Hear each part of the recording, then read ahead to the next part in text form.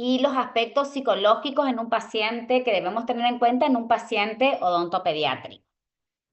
Como habrán visto, ya todos los teóricos fueron dando un poquito tips, temas sobre este gran tema de hoy. Yo creo que el que atiende niños, si no conoce la conducta, el abordaje de la conducta del niño y los aspectos psicológicos por los cuales él está pasando, va a ser difícil que lo puedan atender.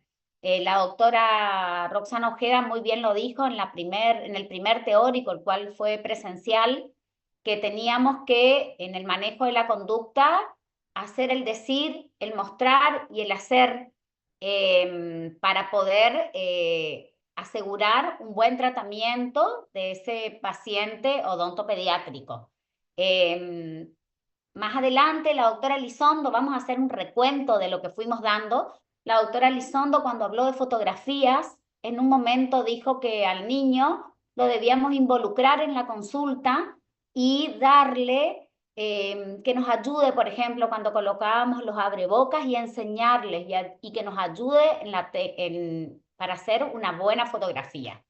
Es importantísimo hoy acá en el abordaje de la conducta porque cuando lo comprometemos a él a trabajar, no solo lo estamos comprometiendo, sino también al darle una función, una actividad, lo distraemos, lo sacamos del foco para ayudarnos cuando tenemos que hacer un tratamiento, por ejemplo, en una anestesia.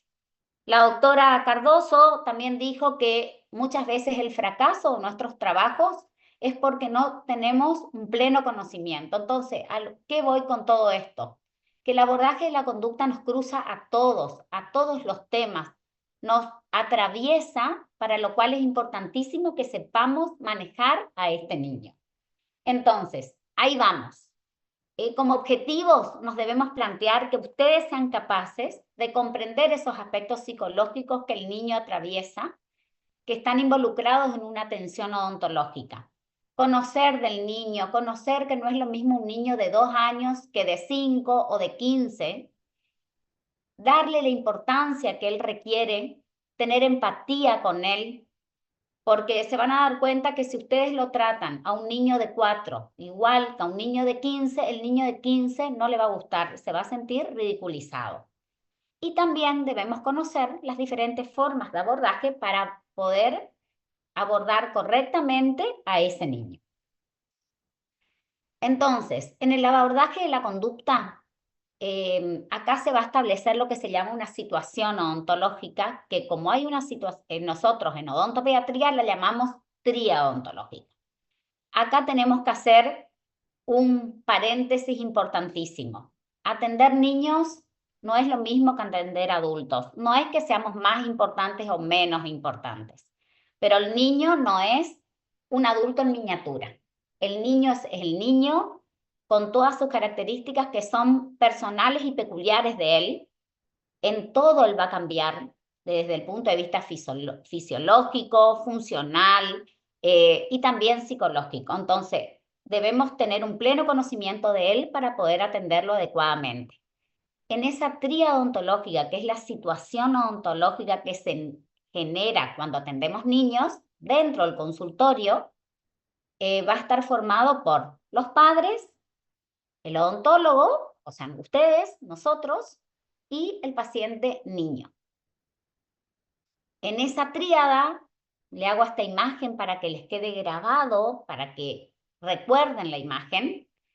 En esta tríada va a haber una relación que va y que viene de cada uno de los que forman parte de esta tríada. Debe haber una relación continua entre el niño, el odontólogo y los padres. Dentro de padres y familias debemos tener en cuenta que hoy en día la familia ha cambiado sustancialmente. Ya no somos más esa familia prototipo que existía antes, mamá, papá y el niño. Ahora tenemos que los papás trabajan muchos, trabajan todo el día y fuera de la casa, por los cuales a veces las abuelas son un papel importantísimo, a veces también están las niñeras, el hermano mayor, cuando no tenemos las familias ensambladas.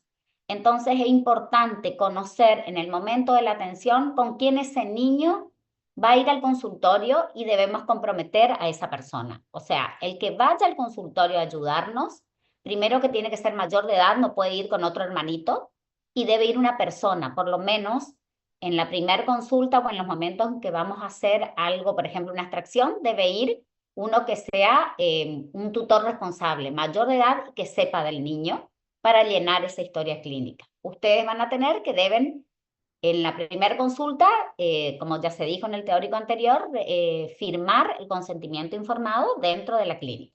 Y todo esto va a estar marcado por las influencias externas del contexto, del medio, de la comunidad. No va a ser igual atender un niño como ustedes atienden dentro de la clínica de nuestra facultad como atender un niño dentro de una prepaga, dentro de una clínica privada. No es lo mismo el contexto que se maneja. Entonces, ¿hasta ahí vamos bien? Cualquier cosita me avisan o me interrumpen. Cuando hablamos de abordaje de conducta debemos tener en cuenta cómo va a ver el niño al odontólogo y cómo ve el odontólogo al niño. Vamos a tener un gran número de odontólogos que dicen que atienden a niños y a veces no lo son, y también la imagen que va a tener ese niño cuando llega a nuestro consultorio. Pero acá primero debemos saber qué es la conducta. O sea, como dice nuestro tema, es abordaje de la conducta y debemos saber qué es justamente la conducta.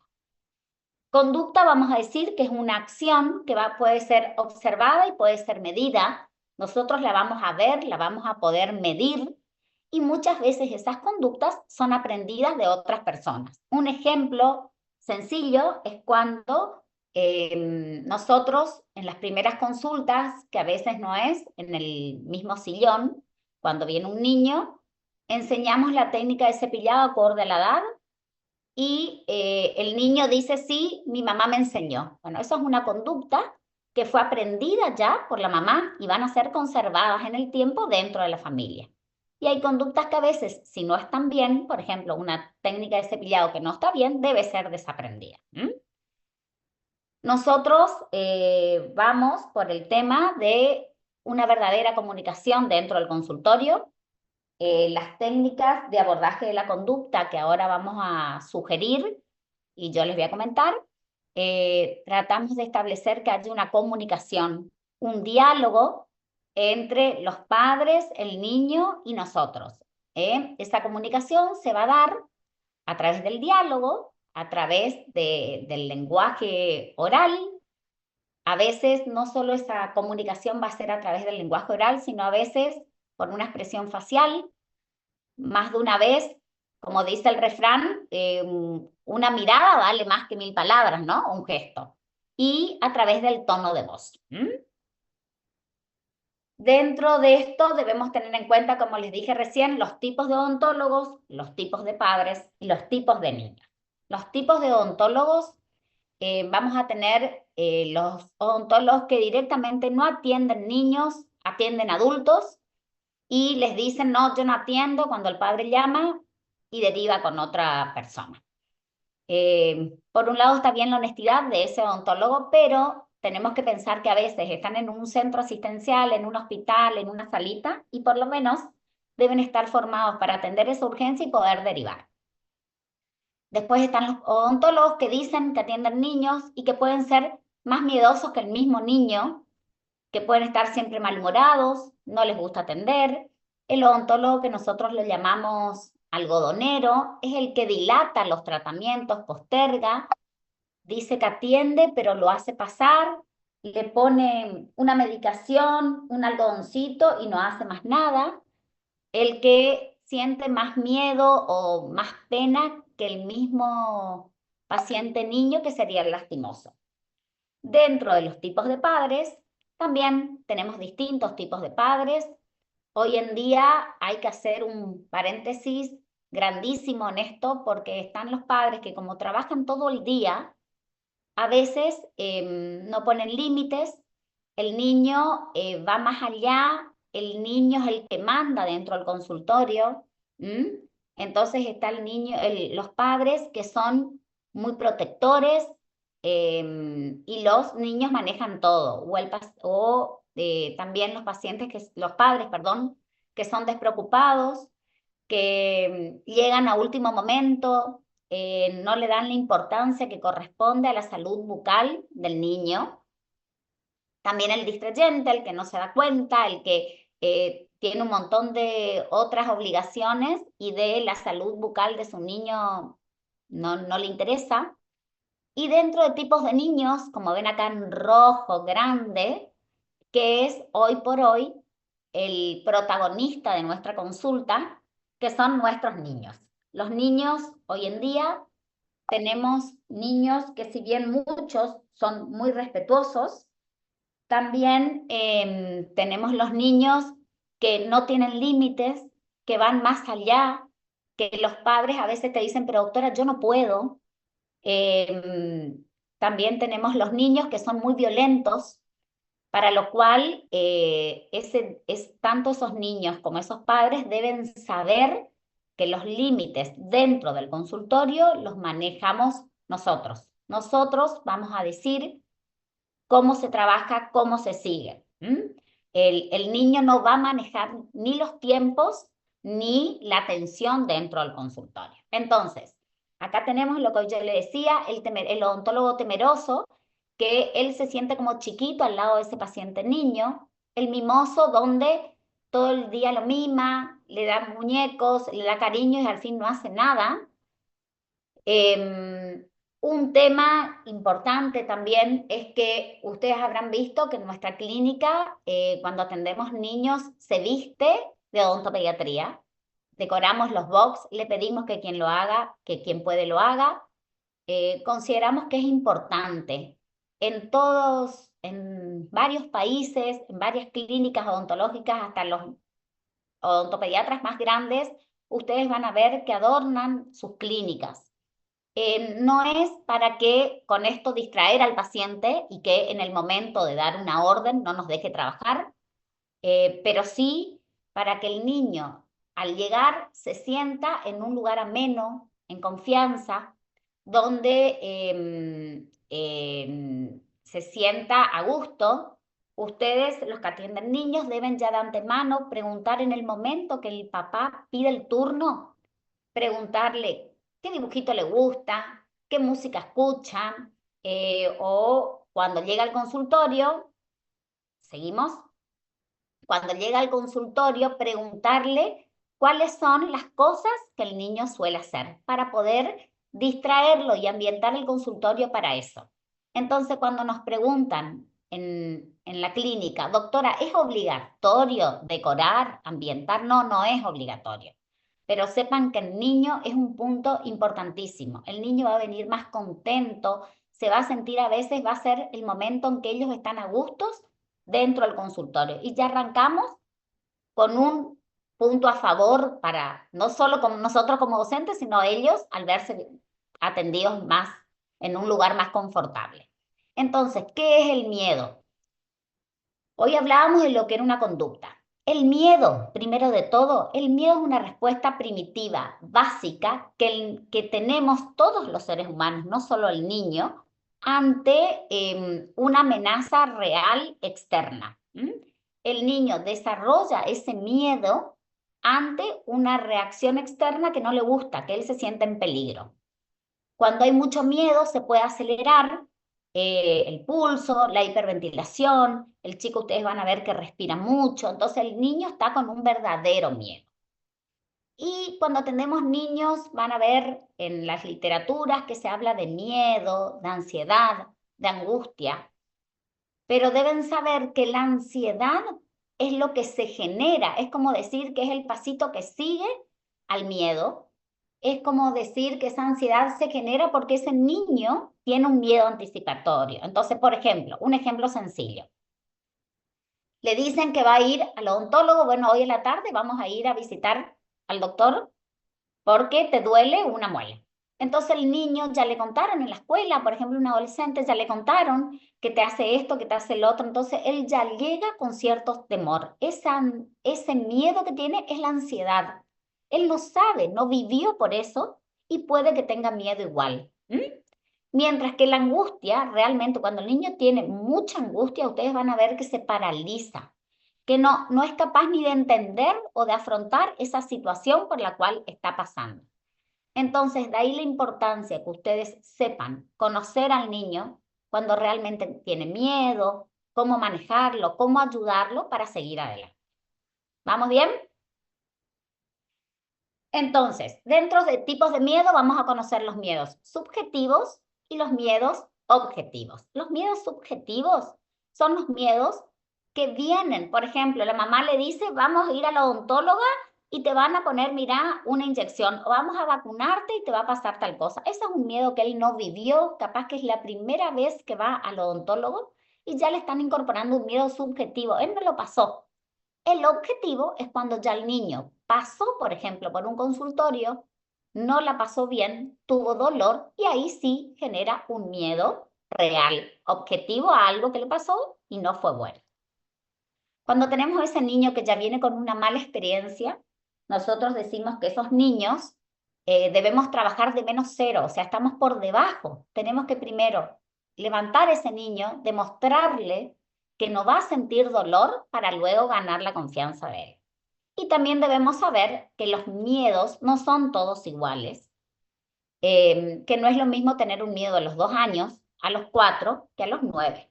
En los niños muy chiquitos, el miedo de ellos es no ver a su mamá dentro de su entorno. En cambio, en un niño adolescente, ese miedo ya no lo tiene. Debemos conocer los pacientes que podemos tener, los niños que vamos a tener en el consultorio, y dentro de eso vamos a hacer, por decir de alguna manera, 2 grandes grupos, por llamarlos. Tenemos los pacientes que son normales, entre comillas, y los pacientes que ya la mamá, cuando pide el turno directamente, ya nos avisa que tiene algún tipo de alteración, que tiene algún tipo de enfermedad, que hoy en día tenemos un gran número, ha crecido muchísimo el número de pacientes con TEA, también llamados autistas, que en realidad son pacientes neurodivergentes, porque tienen una alteración en su neurodesarrollo. Estos niños merecen un tratado especial, simplemente los nombro para que sepan, pero no van a ser tratados así simplemente en un consultorio. Requieren de mayor estudio, de mayor capacitación. Yo solo quiero que ustedes sepan que existen y que para esos niños, por ahí las técnicas de las que yo les voy a hablar ahora, de abordaje de la conducta, la pionera, que es decir, mostrar y hacer, que nosotros más nos basamos y preconizamos, en estos niños no funcionan siempre, porque en los niños, por ejemplo, autistas, el decir genera un aumento de esa ansiedad. Estos niños son rutinarios, tienen que establecerse bien horarios y es importante que ustedes conozcan que en estos niños neurodivergentes, que los nombro porque hay muchísimos hoy en día, antes no se los conocía, existe una verdadera alteración de la sensibilidad. A veces hay problemas de olfato, de olores, de luces, de ruidos. Hasta ahí. El día de mañana, el que quiera, estudiaremos este tipo, pero simplemente para que si tenemos algún paciente, saber que tenemos que tener empatía por ellos, respeto por ellos y tratar de ir trabajando en equipo con gente capacitada. Bueno, entonces, dentro de los pacientes que ustedes van a atender en consultorio, los normales, entre comillas, vamos a tener 2 grandes grupos, los colaboradores y los no colaboradores. Dentro de los no colaboradores, tenemos el paciente que es muy miedoso, muy tímido, a veces se portan bien, pero son demasiado tímidos o consentidos que a veces no sabemos ni qué les está pasando. Hay que tener en cuenta que ese niño está en constante crecimiento y tiene cambios constantes, día a día. Ya vamos a ver en la parte psicológica que esos cambios a veces se producen cada 3 meses, cada 6, al principio cada 4 semanas. Entonces a veces vemos que el paciente se portaba bien y a los 6 meses se porta mal. ¿Por qué? Y es porque ese niño está creciendo. simplemente, y existen muchos cambios, no solo desde el punto de vista físico que ustedes lo ven, sino también desde el punto de vista emocional, para lo cual nosotros tenemos que tener esa inteligencia emocional para poder ayudar, equilibrar, tener empatía con ese niño y con ese entorno. Y más hoy en día, donde en muchas fuentes se habla de que todo lo que el niño sufre en su infancia, digamos, lo que pasa en su infancia, lo que le toca vivir en la infancia, muchas veces es el resultado al ser adulto. Entonces, debemos tratar de formar niños sanos, no solo desde el punto de vista físico, sino también emocional. ¿Mm? ¿Me explico? Para atender niños, siempre debemos hablar antes de hacer.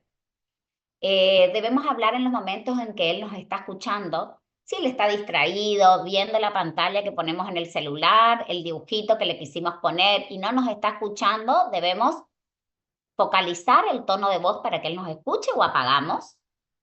Hay que ser rápidos a la labor en el momento de trabajar, para lo cual la rapidez también se basa en el conocimiento.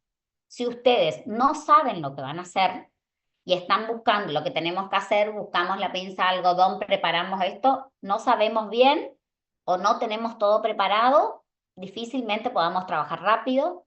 En los niños las sesiones son cortas. Ustedes deben siempre mantener la calma, estar equilibrados.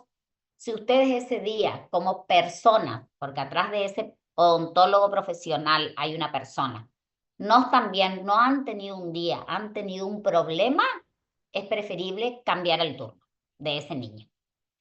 Debe haber siempre un equilibrio entre el corazón y la razón de todos, o sea, de los papás y de ustedes. Debe haber una buena comunicación entre el niño y los padres y entre ustedes, con ambos, para poder ganar la confianza.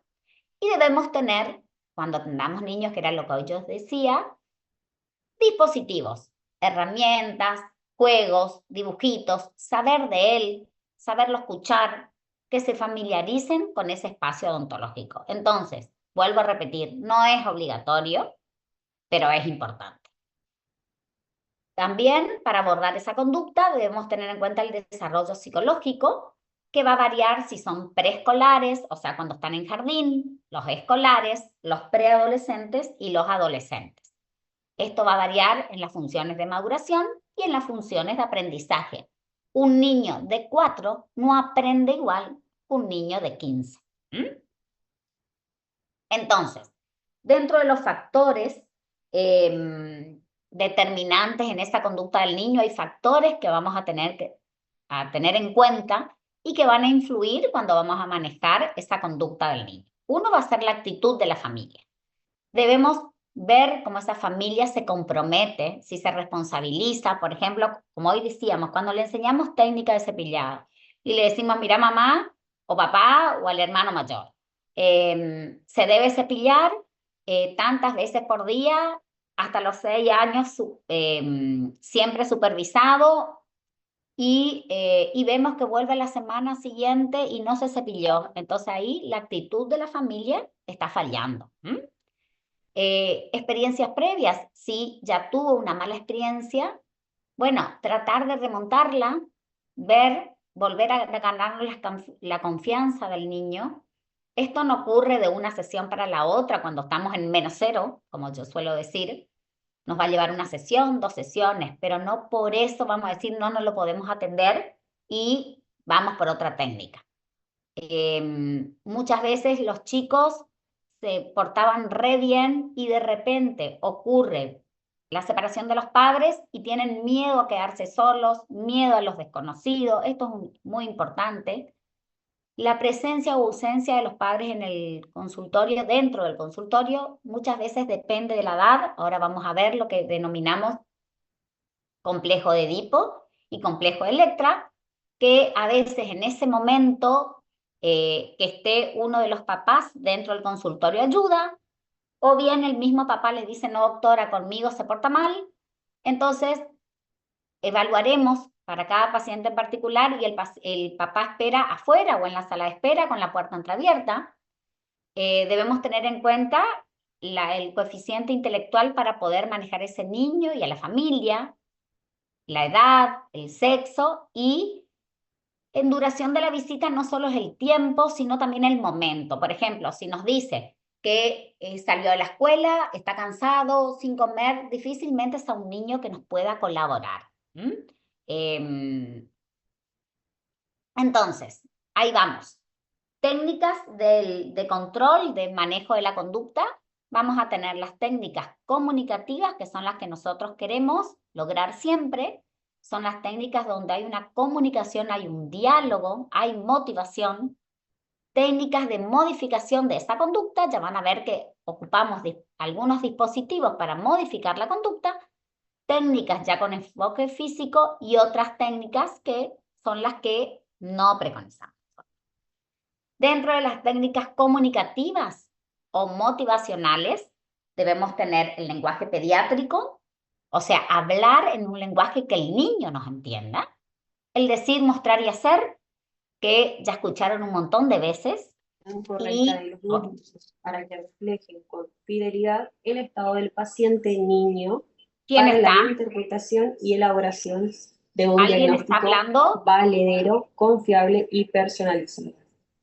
Cuando ¿Alguien está hablamos Vanina de hablando? Ramírez, tu individualizar, micrófono está no debemos prendido. olvidar anotar la edad cronológica del paciente Yo no y sus puedo ver quién características es. de desarrollo emocional, Chicos, intelectual. Vanina Ramírez tiene prendido el micrófono, por favor.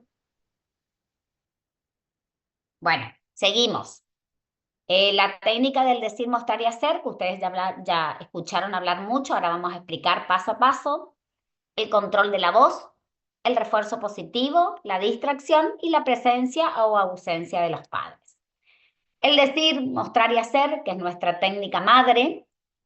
El decir significa decirle, perdón, cada cosa que vamos a hacer debe ser explicada y en términos que él nos puedan entender, va a depender de la edad del niño. La primera atención a veces, como ven acá, no es en el sillón propiamente dicho, puede venir con un hermanito, le damos el macromodelo y le vamos diciendo lo que le vamos a hacer. Debemos usar la imaginación y ser con un lenguaje claro, con frases pequeñas y dentro de lo que el niño se maneja. Por ejemplo, si es un varón, preguntarle de qué equipo de fútbol es, bueno, decirle que le vamos a hacer tal cosa para que sea igual a Messi, o sea, tenemos que ir por ese lado para establecer esa comunicación y explicándole todo, diciéndole lo que le vamos a hacer. A cada instrumental lo vamos a llamar por un nombre que sea más amigable. Por ejemplo, el suctor de saliva, le vamos a decir que si es un niño muy chiquito, que es un patito que va a tomar el agua, que es un piquito, le vamos a mostrar primero con el vaso, cómo toma el agua del vaso, luego que vamos a colocar, o sea, a lo que voy es que cada cosa debemos ir diciendo, mostrándole con la jeringa de triple lo mismo, vamos a mostrarle que está la agüita, que es una manguerita, que el diente tiene calor, bueno, tienen que ir imaginándose y siempre con un espejo de mano. Este es el espejo facial, por decirlo así, para que el niño vea. Con eso ganamos la confianza del niño y es nuestro aliado en el consultorio. Luego del decir, fíjense, acá le estamos explicando, le estamos diciendo una explicación verbal corta, apropiada para el desarrollo y la edad del niño. Luego le mostramos con el suctor, la jeringa de triple. Debemos acá ocupar todos los sentidos, el visual que vea, el auditivo que escuche el ruidito. Por ejemplo, si vamos a mover el sillón, le vamos a decir que lo vamos a mover el sillón para que no se asuste, para qué lo movemos, ¿está? Y luego sí, recién el hacer. En el hacer, ustedes me van a decir, pero doctora, si tengo que anestesiar la carpule, sí. Tenemos que trabajar, por ejemplo, siempre la carpule, mover por debajo del campo visual del niño. Muchas veces, eso vamos a aprender en la clínica, solemos colocar la aguja escondida dentro del rollo de algodón, o bien vienen aditamentos que esconden. Yo particularmente no lo utilizo, pero es valedero, en el comercio existen.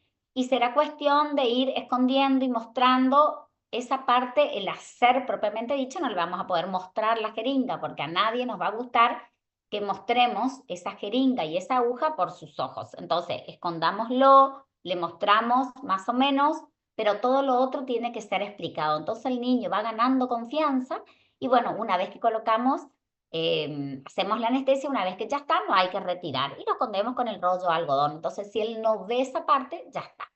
Vamos a ver ahora, en control de la voz, por ejemplo, es otra técnica que ocurre cuando, por ejemplo, ya está casi todo hecho, ya avanzamos un montón y el niño o se cansó o de repente se asustó, por ejemplo, por el box de al lado que el niño lloró. Entonces, tenemos que volver a ganar la atención del niño. En ese caso, pedimos a mamá que nos ayude.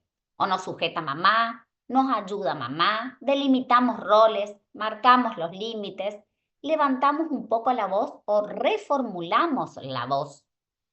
En algunas escuelas dicen que esta técnica en realidad termina siendo una imposición de autoridad, que el niño mejora su conducta porque nosotros hicimos una imposición de autoridad y que puede ser entendido como un maltrato, para lo cual hoy en día, como se está viviendo en esta sociedad, cuando vamos a hacer eso y vamos a levantar la voz, debemos poner en la balanza y ver, bueno, falta poco, ya estamos, supónganse, ya está todo abierto ese tratamiento pulpar, solo falta poner la restauración y el niño no quiere. Entonces, para evitar un comportamiento aún más negativo, que eso no se termine, vamos a explicarle a los padres, el padre nos va a ayudar, hacemos pasar a la mamá nos ayuda, levantamos la voz y se termina el tratamiento. ¿Me explico? Es como para redirigir la conducta al niño. Eso es control de la voz.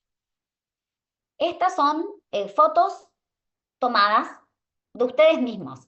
Fíjense, esto es el box de ustedes, donde ustedes los están esperando. No es lo mismo que un hospital frío, de esas paredes blancas, el piso gris, que esperarlo así, donde él se siente con el muñequito que le gusta, ya le preguntan, el dibujito, si tenemos el monitor prendemos, o el celular, la tablet. Acá las herramientas que dibuje, la cartuchera, y acá mostrándole, explicándole, diciéndole con el macro modelo. La primer consulta a veces no es en el sillón, es a veces sentado en una sillita donde el regalo que le podemos dar, y es el mejor regalo, es el cepillo. Entonces ahí le explicamos y vamos ganando la confianza. Esta imagen del medio de arriba es importantísimo porque acá estamos haciendo ese acompañamiento. A veces pasa que hay que hacer, por ejemplo, en una cirugía, esto fue hecho en la facultad cuando hicimos abordaje de frenillos el año pasado, prueba piloto por primera vez con el grupo de cirugía. Se le explicó que se le iba a poner la compresa, fíjense cómo tiene, entonces se le explicó previamente que era como un pilotito que se lo iba a tapar para que solo esté en sus dientes. Y en un momento dado el niño tuvo miedo y bueno, le dimos las manos, la alumna estaba sujetándole el acompañamiento, que es sumamente importante, en que él se sienta contenido, acompañado, seguro. Muchos niños vienen ya cuando piden el turno, le tenemos que decir que traiga su cepillo de dientes y que traiga si tiene algún tipo de muñeco, los muñecos de apego. Esto sobre todo se ve mucho en niños con TEA, vienen con su muñeco de apego. Seguimos con las técnicas de modificación de conducta cuando dentro de las técnicas también comunicacionales, perdón. La distracción es cuando, por ejemplo, van a anestesiar ustedes, tenemos que anestesiar, entonces, ¿qué hacemos? Le damos el celular, si están en un consultorio le podemos poner el dibujito que le gusta, ya nos interiorizamos, por ejemplo, de qué equipo de fútbol es, qué música le gusta, qué artista, qué dibujito, Peppa Pig, tenemos que saber de ellos para hablarle constantemente y en el momento que vamos a hacer la punción propiamente dicho, lo distraemos poniéndole la luz, el foco del sillón sobre los ojos, entonces él no puede ver bien. Constantemente le hablamos, nuestro ayudante nos ayuda y lo distraemos de modo tal que él no vea en el momento que vamos a anestesiar. ¿Me explico? Es una distracción conjuntamente con el decir, mostrar y hacer. El refuerzo positivo es cuando ese niño se portó muy bien, logramos lo que queríamos hacer, entonces se le dice, se lo felicita, se lo elogia porque logramos una muy buena conducta, hemos logrado lo que queríamos en esa consulta, y si no se portó del todo bien, decirle, bueno, te portaste bien, pero estoy seguro que en la próxima nos vamos a portar mejor. Pero siempre elogiarlo, felicitarlo por una buena acción. La imitación es, como yo decía, por ahí esas conductas que vienen aprendidas de la casa, el cepillado, la mamá ya le enseñó y nos imitan y se imitan. Como así también hay conductas que no son para imitar, por ejemplo acá, mirando ellos con celulares, pero la imitación de ahora es imitar una buena conducta. Por ejemplo, ver en el box de al lado que un pacientito se está portando bien y tratar de imitarlos. Esto también son de la clínica, fíjense acá, el acompañamiento, el sostén emocional que nosotros decimos. Acá la mamá, teníamos que terminar el trabajo, entonces habló con la mamá pasó, la tuvo, la abrazó y así pudimos terminar el tratamiento. Esto es lo que nosotros decimos, ese sostén emocional o holding, que es cuando nosotros proveemos a la madre y al niño de las herramientas necesarias para poder tolerar esos estímulos que vienen del medio externo. Y la mamá también hace ese acompañamiento al niño. ¿Se explica? ¿Se entiende? Seguimos. Entonces, el sostén holding, esto fue introducido por Winnicott. Significa que la madre va a sostener firmemente al niño, no solo con abrazos, sino también con la mirada, con el acompañamiento. Y nosotros, como odontólogos, debemos sostener al niño y a la madre. Digo de la madre, como puede ser madre, padre o el tutor que acompaña. La técnica que hoy les nombré de refuerzo positivo, que era elogiar una buena conducta, una conducta positiva, debemos elogiarlo, felicitarlo. Cuando termina, mirá, lo lograste, choque los 5, felicitarlo. Con frases y con demostraciones de cariño, de empatía hacia él. Y si no lo pudo lograr del todo, decirle que estamos seguros, volcar confianza en él, darle un punto a favor de que la próxima lo va a poder lograr, no porque en la primera no pudo lograr todo, retarlo, ni mucho menos ridiculizarlo, ni compararlo con otro niño.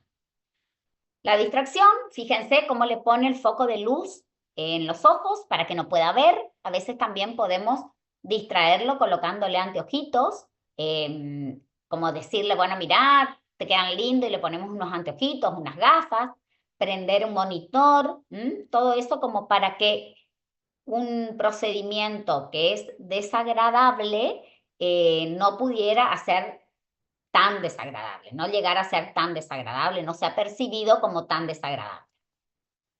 La imitación es actuar con un comportamiento semejante al que elijamos como modelo. Por ejemplo, esta niña fue atendida dentro de la facultad, esta nena, y nos imitó a nosotros, se vistió de odontólogos y al hermanito le empezó a enseñarse a cepillar.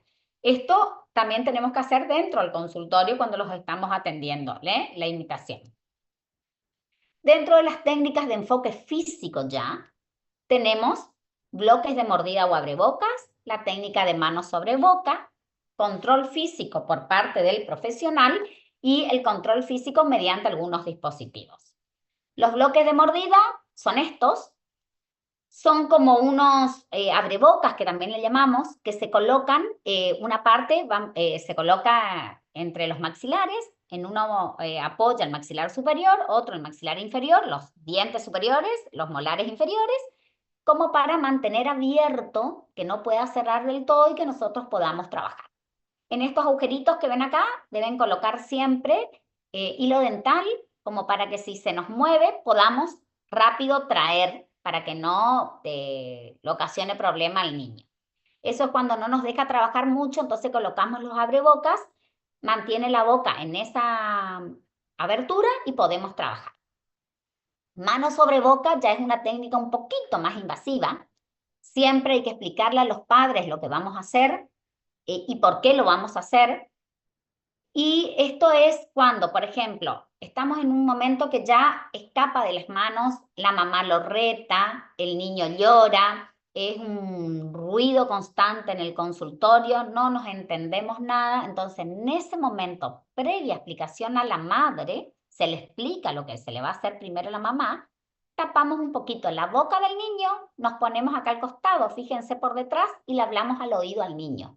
¿Por qué hacemos esto? Porque al tapar la boquita del niño, él ahí deja de gritar y nos puede escuchar, porque si no, no nos escucha y la situación escapa de las manos. Y ahí le hablamos despacito al oído y le decimos, un segundo, me falta poner, por ejemplo, la pasta y terminamos. Cuando deje de gritar, terminamos. Entonces, eso es un método, si bien es restrictivo, es alternativo, es más invasivo, no llega a ser el farmacológico. Hay veces que por ahí tenemos que usar algunos recursos para no llegar después a una técnica de una anestesia general, por ejemplo, que ya es una técnica farmacológica. Entonces, acá debemos mantener la calma, el odontólogo al oído le tapa la boca, al oído le habla despacito y suave, sin gritar, para que él nos pueda escuchar y le vamos a explicar lo que se le va a hacer. Esto también tiene cierta violencia, por lo cual era lo que yo les decía, que hay que tener mucho cuidado porque se habla de que todo lo que se vive en la infancia puede traer problemas en la edad adulta. Pero bueno, en casos de que se esté terminando un tratamiento, se hayan agotado todos los tratamientos y bueno, se hace esta técnica que es mano sobre boca. Es invasiva, pero no es farmacológica. Fíjense acá, en este momento, cómo lo hacemos. La mamá nos sujeta, a veces podemos hacer rodilla a rodilla y nos ayuda. Esta técnica de Papus Boar, que ya es un control físico, es como un chalequito en lo cual se lo envuelve al niño, se lo inmoviliza totalmente. Es para niños muy pequeños, inmaduros. Nosotros, en nuestro país, esto no se utiliza. O cuando son niños que tienen algún tipo de discapacidad. Se dice que por ahí estos niños, al colocarlos acá en estos chalequitos, fíjense que acá en el costado tiene abrojos y quedan totalmente metiditos ahí adentro, hace que el niño, si se mueva, no ocasione ningún tipo de peligro, porque a veces el niño se mueve, manotea, se puede lastimar él o puede lastimar al profesional. Pero esto no utilizamos nosotros en nuestro país, pero sí deben saber y se utiliza cuando se han agotado ya todas las otras posibilidades en forma comunicativa. Entonces, este es el Papus Boar. Existen distintas corrientes, solo para que conozcan, pero muchos dicen que esto es para tratar de sostener al niño, cuidarlo, siempre y cuando es para dar salud final. Está la escuela que dice que al fin y al cabo hacemos un daño por querer curar.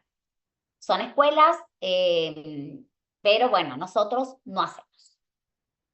Y dentro así llegamos a las técnicas farmacológicas, donde tenemos la sedación consciente y la anestesia general. Esto es para que sepan, nosotros como odontopediatras no preconizamos estas técnicas a veces es mandado por el mismo pediatra, o por ejemplo un niño que debe ser sometido, un niño especial que debe ser sometido a una cirugía y requiere su boquita sana. Entonces, en estos casos vamos a hacerle, pero esto se hace dentro de un grupo multidisciplinario con el pediatra, con un anestesista, no se trabaja solo. Entonces así decimos que la sedación consciente es cuando es un nivel de conciencia deprimida, el cual el paciente conserva de modo independiente la capacidad de respirar y reacciona siempre de manera positiva a las órdenes verbales que le damos. Fíjense, pero esto no hacemos nosotros en forma de consultorio ambulatorio. Y la anestesia general ya es un estado controlado de inconsciencia, que se va a acompañar de la pérdida de reflejos, incluyendo ya la capacidad independiente de las vías respiratorias. Les vuelvo a repetir, esto es para que sepan que existen así las técnicas no comunicativas que son farmacológicas. Las técnicas que no debemos utilizar en los niños es el soborno, las comparaciones, el trueque. Sobre todo ustedes en la clínica que por ahí le dicen, si vos te portas bien, yo te doy un regalito. Si ustedes le dan, van a tener que dar siempre un regalo. No lo hagan. Y las reglas de oro para atender niños. No lo debemos hacer esperar. Sesiones cortas, siempre hablar con la verdad, no mentirle, demostrar empatía, sinceridad, interés por él, entenderlo. Y las sesiones, hay que ver el horario, como yo les decía. Entonces, esto es la primera parte que sería manejo de la conducta. Las técnicas de abordaje de la conducta que se utiliza para atender en niños. ¿Hasta ahí vamos? Bueno, vamos a ir ahora a la parte de los aspectos psicológicos. Esto es importante conocer qué pasa en un niño a los 2, a los 4, a los 5. Y para eso tenemos distintas escuelas que nos ayudan a conocer psicológicamente la edad y los momentos del niño. Debemos tener en cuenta lo que se conoce como crecimiento y como desarrollo, que no es lo mismo. El crecimiento es un concepto más bien cuantitativo. Aumenta el tamaño, la forma, el niño crece, está más alto, una sesión a la otra creció. Mientras que el desarrollo es un desplegamiento secuencial que está relacionado más bien con cambios en forma, en función. Y así vamos a entrar en las distintas escuelas que vamos a tener, las distintas escuelas de la psicología, que vamos a tener a Freud, a Hessel y a Piaget. Así, Freud es el que mantiene la escuela llamada de psicología dinámica y profunda. Freud habla de que tenemos un aparato psíquico que está formado por el ello, el yo y el superyo. Voy un poquito rápido, perdón, porque es un tema largo y nos falta todavía. Así vamos a ver que en ese aparato psíquico que todos tenemos el ello. El ello es esa parte que está presente al nacer. Cuando nacemos todos somos ello. El niño llora por todo porque es la forma de querer algo. Él demuestra todo con llanto. Son impulsos instintivos heredados y es el que maneja ese aparato psíquico al nacer. Él logra placer llorando y evita el displacer. Entonces el niño tiene hambre, llora. Está sucio su pañal y está incómodo, llora. Eso es el mejor ejemplo del ello. ¿Está? Ay, perdón, el ello. Vamos a ver acá que es el producto del desarrollo, el ello, el yo. Es el producto del desarrollo, es la parte ejecutiva, es un organizador. Es el que controla los deseos que van a venir del ello a través del mecanismo de defensa. Entonces el yo es el que está en contacto directo con ese mundo externo, organiza y integra. Y el superyo, que habíamos dicho que formaba parte de este aparato psíquico, es inconsciente, es el que va a establecer las normas sociales, los valores. Esto se va a lograr luego que se resuelva bien el complejo de Edipo o de Electra, que ya lo vamos a ver bien. Y en esta parte del superyo va a haber dos características. Uno es lo que debe hacer, que es el ideal del yo, y lo que no se debe hacer, que es la conciencia moral. Entonces, acá vamos a tener etapas para el desarrollo de esa personalidad. Vamos a tener la etapa oral, que va desde el nacimiento hasta el año. La primera parte se llama oral de succión, de 0 a 6 meses, y la segunda parte, sádica o canibalística, de 6 a 12 meses. Luego tenemos la etapa anal, la etapa fálica, la de latencia y la de la adolescencia. La etapa de la fase oral o de succión es cuando el niño nace, de los 0 a 6 meses. Acá en las distintas etapas hay placer por alguna zona. Acá al nacer la zona erógena del bebé que siente placer es la boca. La boca es en la parte que él conoce el mundo a través de la boca. Como lo dijo la doctora Cini, acá es muy importante ese binomio que se daba con la mamá, de la madre con el niño. Luego de los 6 meses al año, o sea, los 12 meses, comienza la etapa de la fase oral sádica o canibalística. Es llamada así porque acá se da conjuntamente con la primera erupción de las piezas dentarias, sobre todo los dientes anteroinferiores. Entonces el niño siente placer cuando le muerda a la mamá. Entonces ahí hay el primer conflicto amor-odio con esa mamá.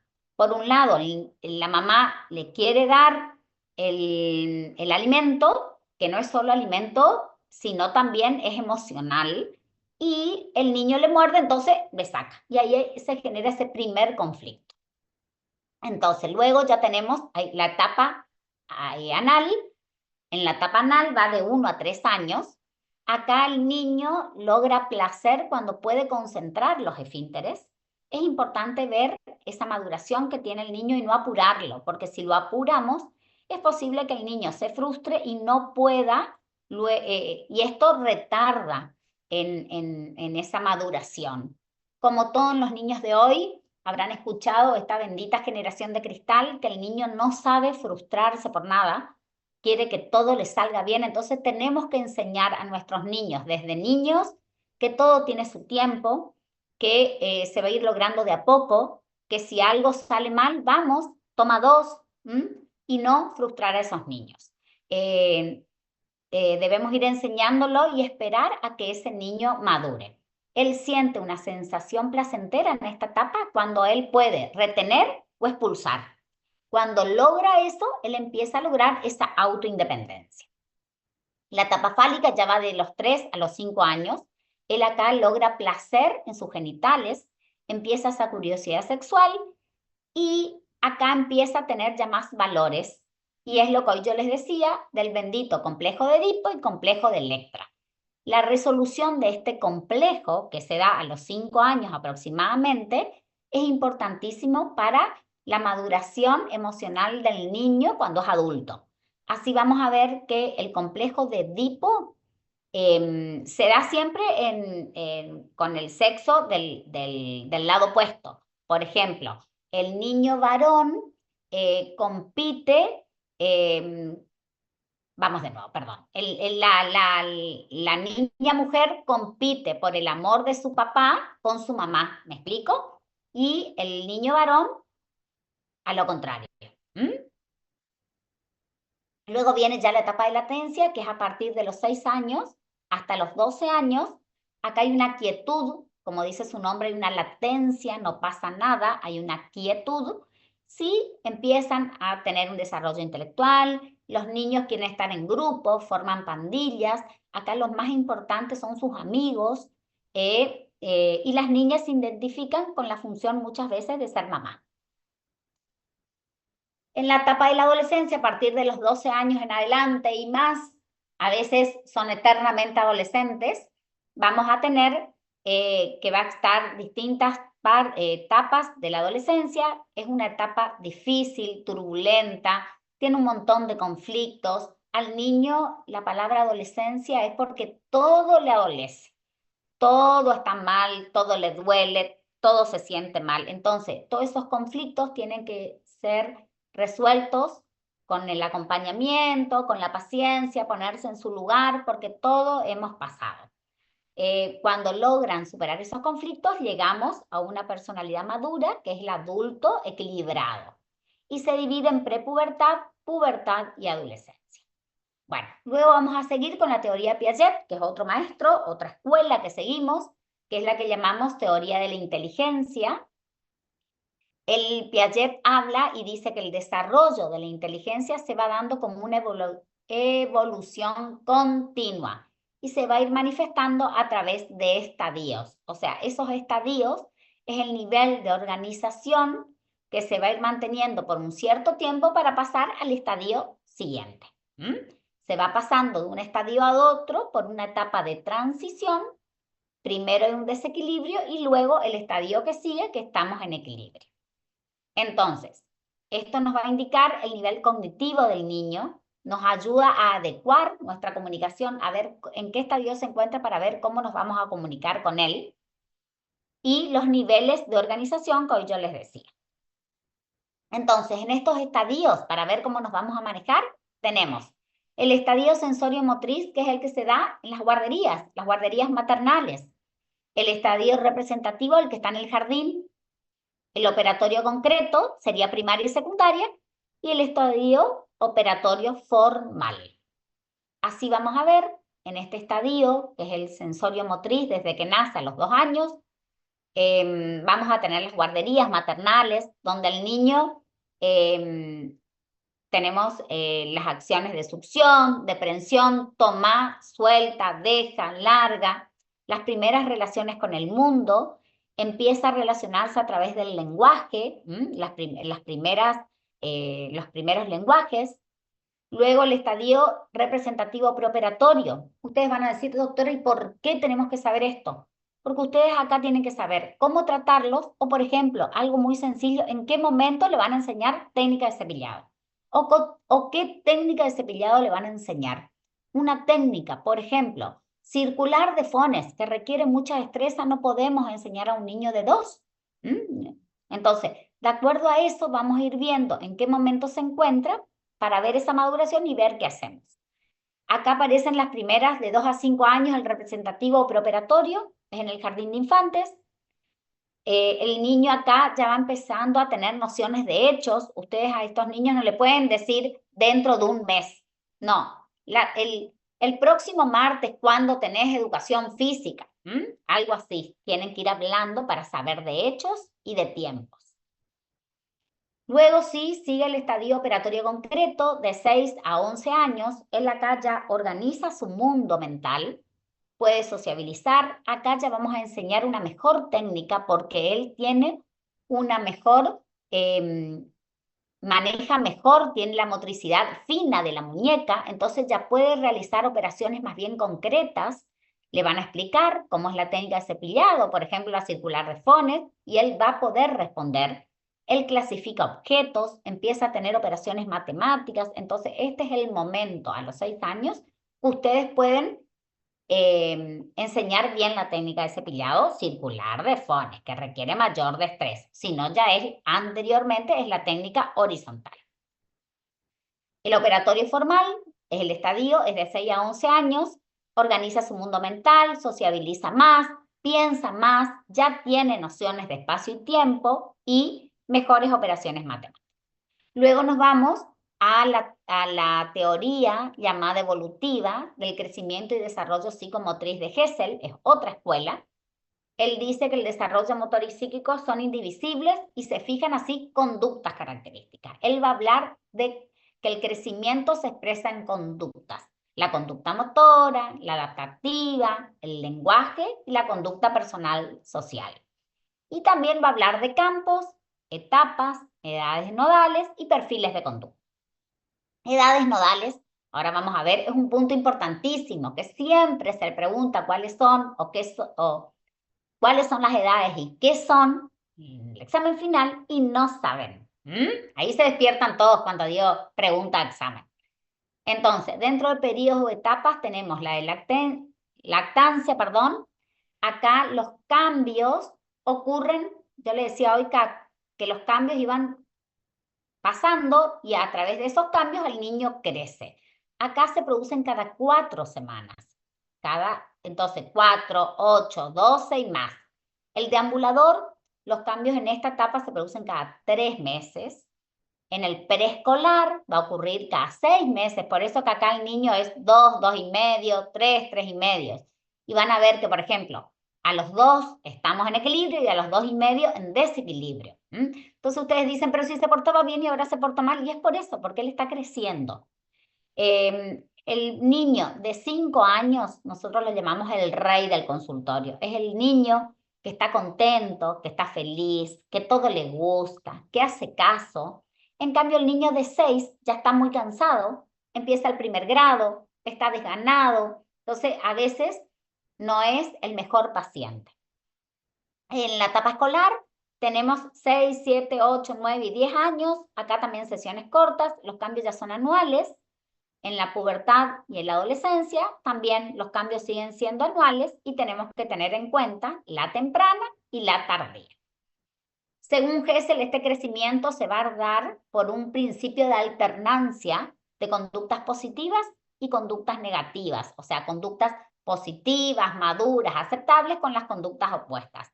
De ese choque de conductas vamos a ir logrando esa maduración del niño. Entonces, esto es lo que tienen que saber, que se pregunta. ¿Cuáles son esas edades nodales o focales? Esas edades son cuando el niño está en equilibrio, cuando tiene una conducta más bien pareja, es uniforme, es sólida. Y las edades de esas conductas son 2, 5, 10, 16, van a ver que están en equilibrio. Miren este cuadrito. 13 y medio, 12 está en equilibrio. Entonces, el paciente de 5 que ustedes atienden está en equilibrio. Pero por ahí, a los 6, ya está, no está en equilibrio y el niño no tiene una conducta tan pareja, tan sólida. Entonces, hay días que está bien y hay días que está mal, está en desequilibrio. Esto es importante que sepan para poder saber por qué pasa una u otra cosa cuando atendemos niños. Entonces, recuerden, edades nodales o focales, qué son y cuándo se producen. Entonces, yo sé, chicos, que este es un tema larguísimo y no es lo más llevadero porque tenemos autores a quien debemos seguir, escuelas a quien debemos saber. Pero desde la cátedra de odontopediatría estamos convencidos que del conocimiento, del saber, del estudiar, del leer, y no solo quedarse con un teórico, sino yo les voy a compartir en el aula un artículo de puesta de límites y también de las distintas técnicas comunicativas, porque por ahí leyendo más tranquilo se dan cuenta que todo tiene que ver. A veces ustedes dicen, pero doctora, mi paciente no se porta bien, mi paciente no queda quieto, y por ahí nos falta un poquito sentarnos, leer, interiorizarnos, estudiar. Entonces, nosotros estamos convencidos que del correcto manejo de las técnicas de la conducta de un niño y del conocimiento psicológico, vamos a lograr el éxito de todos los tratamientos posteriores que querramos hacer en ese niño. La técnica que utilizamos es la combinación perfecta de la técnica va a ser el decir, el mostrar y el hacer.